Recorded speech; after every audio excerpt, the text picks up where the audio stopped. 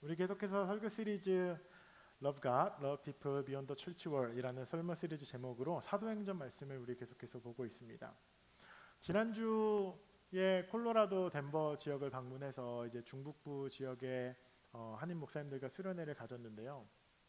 이곳에서 30년 동안 이제 한인 목회를 하셨던 분도 많냐고 30년 전에 그 일리노이 얼바나 샴페인에 한인교회를 개척했던 목사님도 만났어요. 굉장히 흥미롭게도 저랑 거의 똑같은 나이에 똑같은 상황, 거기도 이제 일리노이 컨퍼런스가 지원을 해서 한인교회를 새로 개척한 그런 흥미로운 만남도 있었습니다. 그래서 다시 한번 기도해 주셔서 감사드리고 지난 주 중에 이제 그 수련회 기간을 보내면서 오후에 자유 시간이 있는 때가 있었는데 등산을 짧게 하는 시간이 있었어요. 그래서 성수기라서 7월이라서 가려면 로키 마운틴을 가려면 타임 퍼밋을 구입해야 되더라고요. 그래서 2시간밖에 못 들어간다는 거예요. 근데 막 이게 뭐 거의 한 달 전부터 막 티켓팅을 해가지고 저희가 뭐 저도 한 달 전에 하긴 했는데 결국 되게 중요한 무슨 그런 베어 레이크 로드는 못 가게 됐어요. 거긴 예약이 다 차서. 그래서 아침에 이제 2시간 퍼밋 받고 이제 들어갔습니다. 근데 뭐 당연히 이제 2살 된 지아나랑 또 이제 임신하고 있는 아내랑 같이 이제 거기 있는 유명한 산들을 오르는 것은 좀 불가능해서 우리는 이제 샌드위치를 좀 마트에서 사서 공원 들어가자마자 초입에 있는 아주 작은 사람들이 다 그냥 지나가는 그런 작은 호수를 갔습니다. 그래서 되게 작았어요. 호수가 쇼니미션 파크의 한 절반 정도도 안 되는 아주 작은 사이즈였고 전체 둘레가 한 0.6마일쯤 되는, 그래서 어른 걸음으로 걸으면 한 2-30분이면 충분히 걷는 그런 작은 호수였습니다. 근데 이제 좀 아깝다는 생각이 드는 거죠. 그 내셔널 파크까지 갔고 펄밋도 비싸게 내고 들어가고 막 한 달 전부터 티켓팅을 해서 들어갔는데 근데 사실 우리가 볼 수 있는 건 그 작은 호수 하나였거든요. 그런데 한 20분이면 걷는 이 호수를 저희가 이렇게 한 바퀴 도는데 거의 1시간 반, 2시간 가까이를 걸었어요. 왜 그랬냐면 사진을 보시면 하영자매, 네, 얘가 이 김지하나가 걷기 시작해서 저희가 처음 여행을 하는데 뭐 그렇게 관심이 많은 거예요. 그래서 막 호수에 보면 오리들도 있었고 뭐 새들도 있고 하거든요. 근데 몇 개 아는 단어, 꽥꽥, 짹짹, 꽃, 이거 때문에 5걸음을 못 가요. 계속 소리 지르면서 왔다 갔다 왔다 갔다. 그래서 20분이면 걷는 그 짧은 호수를 거의 뭐 2시간 가까이 이렇게 걸었습니다. 그래서 뜨거운 햇빛이 좀 이제 불편하기도 했는데 이내 이제 아이가 새로운 것을 막 보면서 좋아하는 걸 보니까 그래도 걸을만 했어요. 그래서 그 공원의 가장 초입에 되게 작은, 아무도 차를 대지 않는 작은 호수였지만 저희 가족에겐 되게 잊지 못할 그런 산책의 경험이 됐습니다. 그래서 이제 이 로키 마운틴을 가기 전에 막 저희는 그 아기랑 같이 갈 수 있는 그런 막 등산 기어 같은 것도 막 알아보고 막 마치 마음속에 어몽길 대장님을 품고 로키 마운틴을 점령하겠다는 마음으로 막 그렇게 갔는데 막상 가니 아이랑 함께하는 등산은 현실은 호수 하나 걷는 것도 쉽지 않았어요. 그런데 이 아이의 걸음의 속도에서 맞춰서 가다 보니까 이 그냥 어린 남성의 등산 경험으로는 볼 수 없었던 것들을 보이기 시작했어요. 호수에 예컨대 호수에 이제 오리들이 이제 막 머리를 박고 뭔가 먹이를 먹는 모습들이 보인다든지, 아주 작은 새들이 막 서로 엉켜가지고 한참을 이렇게 날아다니는 모습을 본다든지, 아까 지하나가 본 것처럼 저도 처음 보는 들풀이나 그런 식물들을 본다든지, 아마도 제대로 등산 장비를 갖추고 막 3시간 4시간 안에 내가 저기를 종주하겠다라고 부지런히 걸음을 옮겼으면 그냥 지나쳤을 것들이 천천히 아이의 걸음에 맞춰서 가니까 그 걸음에 주목해서 보니까 새롭게 보이는 것들이 있었어요. 우리가 오늘 읽은 이 사도행전의 이야기는 주목에서 오늘 시작합니다. 오후 3시에 예수님의 제자였던 베드로와 또 다른 제자였던 요한이 이제 기도하러, 이제 성령을 받고 이제 그 예수님의 뜨거운 부활의 신앙을 가지고 성전에 오후 3시에 이제 기도하러 올라갑니다. 이 제자들의 이전 모습을 여러분 생각해 보면 되게 겁도 많고 또 계산도 많이 하고 도망가던 그런 사람들이었는데, 이제는 부활한 예수 그리스도가 언제나 본인들의 삶에 함께한다는 것을 믿는 사람들이 됐고 또 성령님으로 인해서 완전히 다른 인생들이 되었습니다. 그 이야기가 오늘 계속해서 전해지고 있는 것인데 몇 가지 변화들이 이들에게 있는데, 첫 번째 변화가 이제 이 사람들이 시간에 맞춰서 이제 성전에 올라가서 하나님께 기도를 드리러 올라간다는 것이었고, 두 번째가 뭐였냐면 성전을 올라가는 길에 어떤 성전 입구 문 앞에서 구걸하고 있는 한 사람이 있었는데, 이 두 명의 예수님의 제자들이 그 사람을 주목했다는 것입니다. 그래서 여러분, 성전 가는 길, 그리고 길가에 있는 어떠한 사람을 주목하는 이 이야기를 들었을 때 여러분 어떤 기시감이나 데자뷰가 느껴지지 않습니까? 이거 어서 들었던 얘긴데 라는 거. 우리가 첫 번째 이야기했듯이 누가복음과 사도행전은요 볼륨 1, 2입니다. 같이 이어지는 책이거든요. 근데 이 이야기가 누가복음 10장에 예수님의 굉장히 유명한 비유였던 선한 사마리아인 비유와 굉장히 겹치는 부분이 많은 이야기입니다. 이 선한 사마리아인 비유 아시죠? 한 사람이 성전을 가는 길에, 예배당 가는 그 길에 강도 맞아서 쓰러져 있습니다. 도움이 없으면 죽는 상황인데 네 명의 캐릭터가 나와요. 첫 번째 율법학자, 두 번째 제사장, 세 번째 레위인. 이 세 명의 사람들은 종교인으로서 굉장한 권위를 가지고 책임을 가지고 있는 이었는데, 결국 이 사람들이 예배를 마치고 성전을 내려오는 길에 그 강도 만난 사람을 다 외면하고 그냥 스쳐 지나갑니다. 아무도 그 사람을 주목하지 않아요. 심지어 이 사람들은 예배를 마치고 성전에서 내려가는 길이었어요. 그래서 이미 하나님 말씀을 듣거나 하나님 말씀을 가르쳤거나 예배를 드리고 난 직후였어요. 그런데도 이 사람들은 그냥 슥 보고 어휴 이러고 그냥 지나갑니다. 그러다가 유대인들이 굉장히 차별하고 혐오하는 사마리아라고 하는 그 집단의 사람이 그 사람을 발견하고 결국 도움을 주죠. 그 이야기가 사마리아 이야기인데, 오늘 이 베드로와 요한의 이야기와 이 선한 사마리아인 비유가 겹쳐 보이는 듯한 이유가 있는데, 이 베드로와 요한이 길에 있는 사람을 지나치지 않고 주목했다는 점에 있습니다. 많은 사람들이 그랬듯이 이 베드로와 요한이 그냥 이 구걸하고 있는 사람들한테 꺼내서 돈 몇 푼 주려고 이렇게 주목한 게 아니죠. 그러려면 그냥 바구니에 자기가 가진 거 조금 넣고 지나가면 될 일입니다. 많은 사람들이 그러했던 것처럼요. 그런데 이 베드로와 요한이 절름발이를 보고 이렇게 말해요. 우리 좀 보세요. 얼굴 좀 봅시다. Look at us 라고 이야기하거든요. 저는 이렇게 말 거는 이 두 사람을 보면서 막 소름이, 오랜만에 성경을 보는데 오랜만에 소름이 돋았어요. 뭐야? 여러분 잘 상상해 보세요. 이 이야기와 장면을 우리 같이 들어가 봅시다. 아무도 그 절름발이에게 말 거는 사람은 없었습니다. 2절 말씀을 보면 이 사람은 태어나면서부터 장애를 가지고 태어났거든요. 그래서 이 사람은 평생을 누군가에게 이렇게 이용당했어요. 말씀을 보면 알지만 이 사람은 자기 자의로 성전 문 앞에서 구걸한 게 아니라 사람들이라고 하는 이 그룹이 가족일지 어떤 조직일지는 알 수 없지만 이 절림발이를 아주 성실하게 매일매일 아침마다 성전에다가 데려다 놨어요. 구걸할 수 있도록. 물론 우리가 이게 뭔가 절름발이 이 사람이 뭔가 이 국어를 강요당하고 폭력적으로 뭔가 자금책으로 이용당했다고 해석하는 것은 조금 지나칠 수 있는데, 꽤 합리적으로 추론해 볼 수 있는 것은 이 절름발이를 매일 아침 옮겨주는 그 운반하는 사람들이랑 이 절름발이 사이에는 어떠한 경제적 상생관계가 있을 수는 있었겠다라고 우리가 추측해 볼 수는 있습니다.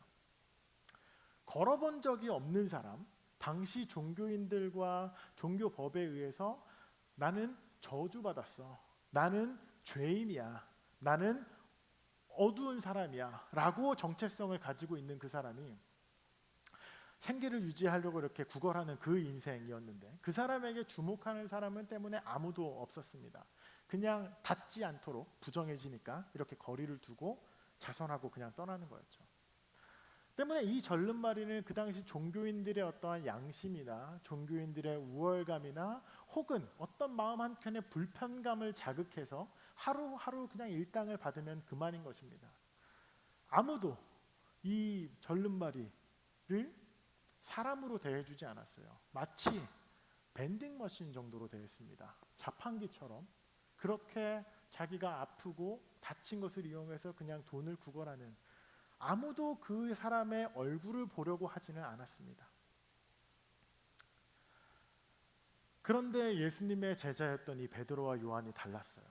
어쩌면 이 사람들은 딱 그 성전 입구에서 그 사람을 보자마자 몇 년 전에 예수님이 자신들에게 했던 그 이야기가 번뜩 생각이 났을지도 모릅니다. 사마리아인 이야기 말이에요. 그래서 그 두 사람이 마치 서로 얼굴을 보면서 눈을 마주치고 지금인가? 이게 그 말이었나? 라고 눈빛을 주고받았을지도 몰라요. 그리고 나서 첫 마디가 아저씨 얼굴 좀 봅시다. 우리 좀 봐보세요. 라고 이렇게 말 걸고 있는 거거든요. 평생을 이 남자는 성전에서 그 앞에서 구걸하면서 이용당하면서 그렇게 비참하게 살아가던 그 대사이었는데 예수님의 제자들이 가서 사람으로 하나님의 형상으로 생명으로 이 남자를 처음 대했습니다. 아저씨 얼굴 좀 봅시다. 오랜 기간 평생을 구걸하던 그 사람이 평생을 그냥 인이 박히도록 성전 앞에서 구걸만 했던 이 사람이 말을 거니까 갑자기 이 사람을 설렜어요. 오늘 큰 돈이 들어오는 거 아닌가? 이 사람은 나한테 얼마를 주려고 지금 말을 거는 거지? 그래서 기대에 찬 눈으로 이 요한과 베드로를 바라봅니다. 그런데 베드로가 이렇게 말하죠. 은과 금은 내게 없는데 내가 가진 것을 당신에게 주겠습니다. 나사렛 예수의 이름으로 일어나 걸으십시오. 하고 오른손을 잡아서 번쩍 일으킵니다. 그리고 그 절름발이는 베드로와 함께 그 자리에서 일어나게 되고 걷기도 하고 뛰기도 하고 하나님을 막 찬양하면서 성전 안으로 베드로 요한과 함께 들어갔다라고 성경은 기록하고 있습니다. 성경을 읽으면서 여러 가지 주변 사람들의 반응을 생각해 봤습니다. 자본이나 물질에 사로잡혀 있었던 사람들이나 아니면 이 절름발이의 동업자들, 그 매일 옮겨주던 사람들 있잖아요. 이 사람을 통해서 이익을 보던 그런 사람들, 그 사람들은 이 상황과 이 장면을 어떻게 받아들였을까를 고민해 봤습니다.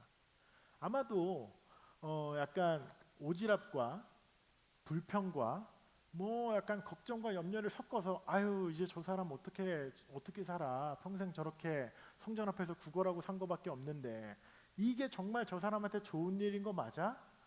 근데 저 사람 저 일으켜준 저 두 사람은 누구야? 어디 소속인데 뭐 이러한 불평과 그런 가십을 만들어냈을지도 모르겠습니다. 그런데 반대로 정작 자리에서 일어난 그 절름발이는 어떠한 먹고 살 수 있는 스킬이 있을 것 같지는 않습니다. 그런데 평생을 비인간적으로 태어나면서부터 저주받은 존재로 마치 자판기처럼 살아온 그의 인생은 더 이상 눈앞에 먹고 사는 문제, 돈 걱정을 이 남자가 하진 않습니다. 왜냐하면 이 제자들의 말처럼 은과 금보다 더 귀한 거를 지금 이 사람이 경험했고 얻었기 때문입니다. 8절 말씀에 걷고 뛰면서 찬양하면서 성전 안으로 들어갔다라고 이야기하고 있죠. 그래서 이 절름발이는 평생을 성전에 들어가지 못하고 그 문 앞에서 자신의 인생을 다 보냈는데 절름발이기 때문에 당시 종교법에 따라서 부정하다고 여겨지고 죄인이라 여겨지고 단 한 번도 그 문을 넘어서 성전을 들어가 본 적이 없는 사람이었습니다. 이 모순이 얼마나 가슴 아픕니까? 이 아름다움이라고 불려지는 성전 문 앞에 지금 앉아 있는데 정작 이 사람은 한 번도 아름다운 하나님의 얼굴을 보거나 한 번도 아름다운 하나님의 성전 안에 들어가 보거나 자신 안에 있는 내면의 아름다움을 보지 못했습니다. 왜? 그렇게 사람들이 이 사람을 대했기 때문에 그렇습니다. 그랬던 그가 너 예수님 이름으로 일어나 가자라고 하는 그 제자들과 함께 태어나서 처음으로 성전 안에 들어가서 아름다움이라는 것을 맛보기 시작합니다. 내가 그렇게 저주받을 사람은 아니었구나. 나도 걷는구나. 나도 이제 죄인 아니야. 나도 성전 들어갈 수 있어. 나도 예배할 수 있고 나 너네 자판기처럼 너네한테 돈만 구걸하는 그런 사람 아니야. 나도 사람이야. 나도 생명이야. 라고 이야기하면서 지금 찬양하면서 성전을 들어갑니다. 여러분 이 이야기는 단순히 또한 초자연적인 치료가 일어난 것이 중요하다기보다 이 절름발이가 자기 자신은 나면서부터 저주받고 죄인이라 여겼는데 지금 그 본인의 존재와 인식에 대한 그 사슬이 완전히 깨어진 것에 이야기의 중점이 있습니다. 하나님의 성전에 들어갈 하나님 나라에 들어갈 자격을 얻었다라는 구원을 경험했고 나도 하나님 앞에서 아름다운 존재다 라고 하나님을 찬양하고 두 발로 서 있을 수 있고 평생 이용만 당하고 비인격적인 대우를 당했던 그 사람이 이제는 새로운 생명과 인생으로 정체성으로 살아가게 되는 그 거듭남의 순간인 것이죠. 사람들이 소란하기 시작했고 베드로와 요한은 그 절름발이 주변으로 사람들이 모여들기 시작했습니다. 아마도 오후 3시에 기도하려고 올라갔는데 아마 기도 시간은 한참 지났을 것 같아요. 그런데 그 사람들이 그 일어난 일들을 목격하자 베드로와 요한은 그 일들을 설명하고 예수님을 알리기 시작합니다. 이 베드로와 요한의 삶과 오늘 일어난 이 사건이 이 예수님이랑 너무 닮아 있습니다. 마치 안식일에 손 마른 사람을 고쳤던 예수님처럼 안식일이 사람을 위해서 있는 거야 라는 그 말을 듣고 기억한 것처럼 이 제자들은 예수님을 꼭 닮아 있습니다. 아마 뉴스를 보신 분들은 아시겠지만 한국 사회에 뭔가 그런 미술과 입시를 하는 그런 예술계에서 흔히 회자되는 이야기들이 있는데 이제 대학교 교수들이나 이제 입학을 준비하는 그런 학원 원장 선생님들을 보면 딱 그림을 보자마자 얘 누구 밑에서 배웠구나라는 걸 대번 안다 그래요. 얘 홍대 누구누구 밑에 있는 애다. 얘 한예종 누구누구 교수 애다. 얘 서울대 누구 애다 라는 걸 그림 한 점 보고 몇 초 만에 파악이 된다고 합니다. 왜 그러냐면 그 선생님들이 그 학원 원장님이 가르쳐주는 그 예술의 스타일과 채색과 입시를 그냥 다 카피하거든요. 그래가지고 딱 보면 입시 전문가들은 얘 어느 학원 출신, 어느 선생 제자라는 걸 대본에 다 안다라고 해요. 오늘 이 예수님의 제자였던 베드로와 요한이 꼭 그렇습니다. 기도 시간에 성전에서 소동을 일으키는 것까지 닮았어요. 사람이 생명이 먼저라고 설교하는 것까지 예수를 닮았습니다. 아무도 주목하지 않는 사람 아저씨라고 말 거면서 나 좀 보라고 말 거는 그 장면도 그들의 선생 예수와 꼭 닮았습니다. 예수님이 어땠냐면 길 가던 중에 야 지금 내 옷까지 잡은 사람 누구야? 라고 말하면서 혈루병 걸린 여인을 찾아내죠. 아무도 관심이 없고 혐오하던 나무 위에 올라가 있는 조그만 세리장 삭개오를 보고 너 내려와 나 오늘 너네 집에 가서 좀 자야겠다라고 그렇게 말씀하시고 난 12시에 아무도 물들어 나오지 않는 그 땡볕의 우물가에서 그 사마리아 여인에게 다가가서 말 것이고 태어날 때부터 안 못 보는 장님을 데려와서 이 안 못 보는 이 사람은 자기 잘못 때문입니까? 그 부모 죄 때문입니까? 라고 따져드는 종교인들 앞에서 그 맹인의 눈을 그 자리에서 고쳐주시고 이 오늘 일어난 이 예수님의 제자 베드로와 요한의 이 행동이 그의 선생 예수를 꼭 닮았습니다. 예수님은요 늘 소외되고 차별받고 낙인 찍히고 배제된 사람들에게 먼저 다가가서 주목하시고 그들에게 생명과 위로를 베푸셨습니다. 성령이 그들의 삶에 임하고 예수님의 제자들이 그 이후에 살아갔던 그 교회의 이야기가 꼭 예수님처럼 살아가기 시작했습니다. 그들과 함께 하신 성령께서 그 제자들에게 예수님이 하셨던 그 말씀을 기억나게도 하시고 용기 있게 선택하도록 도우시고 그들 내면에 계속해서 말씀하시며 그들의 인생 가운데 하나님의 그 구원의 일들을 증거하고 살아가게 하셨습니다.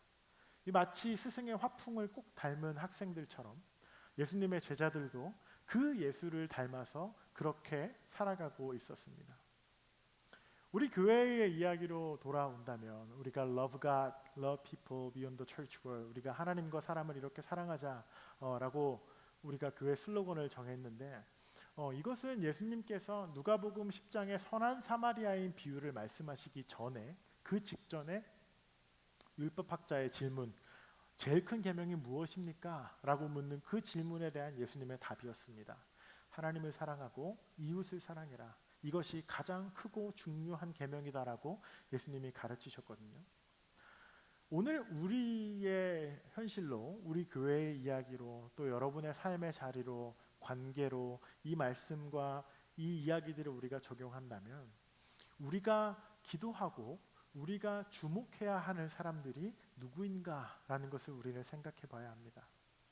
당장 눈앞에 은과 금 이것을 당장 필요한 것을 제공하는 것을 넘어 가장 쉬운 것이 성전 앞에 있는 사람들에게 달러 주고 지나가는 게 가장 쉬운 일이었습니다.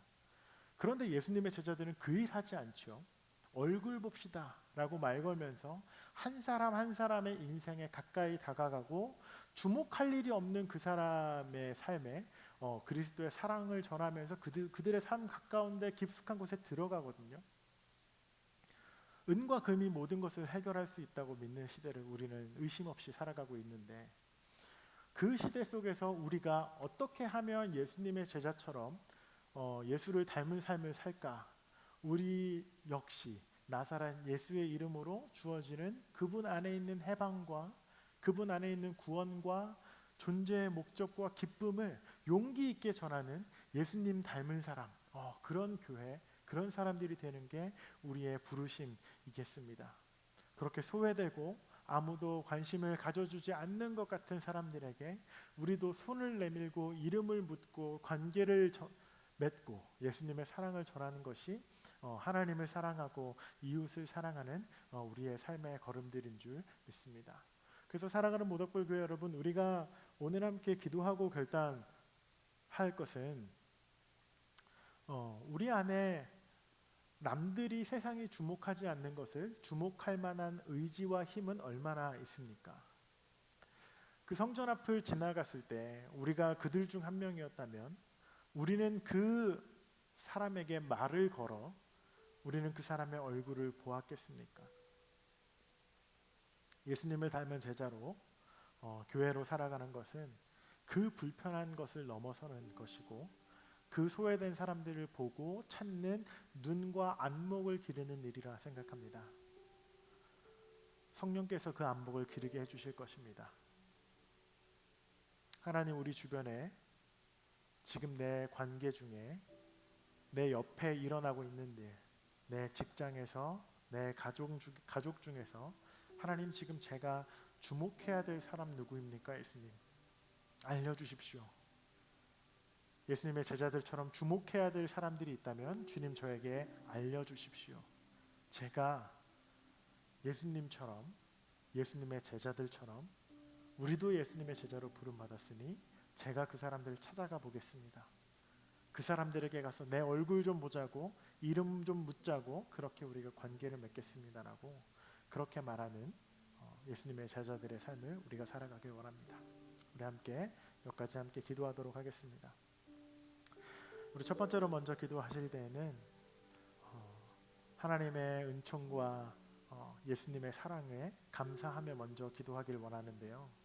사실 여러분의 그리고 우리의 이름을 먼저 불러주시고 낯선 우리에게 다가오셨던 분은 예수님이 먼저 사실 우리에게 그렇게 해주셨죠. 이 시간 기도하실 때 여러분의 이름을 기도 중에 넣어서 한번 기도해 보시기 바랍니다. 창현아 라고 불러주셨던 하나님의 그 사랑을 우리가 기억합니다. 창현아 라고 불러주시며 우리에게 먼저 오셨던 예수 그리스도의 은총과 자비를 기억합니다. 하나님, 제가 그 사랑을 잊지 않고 제가 그 사랑에 날마다 감격하며 기뻐하며 살아가기를 원합니다라고 우리 시간 먼저 우리의 이름을 넣어 하나님 앞에 기도 올려드리겠습니다. 함께 기도하겠습니다.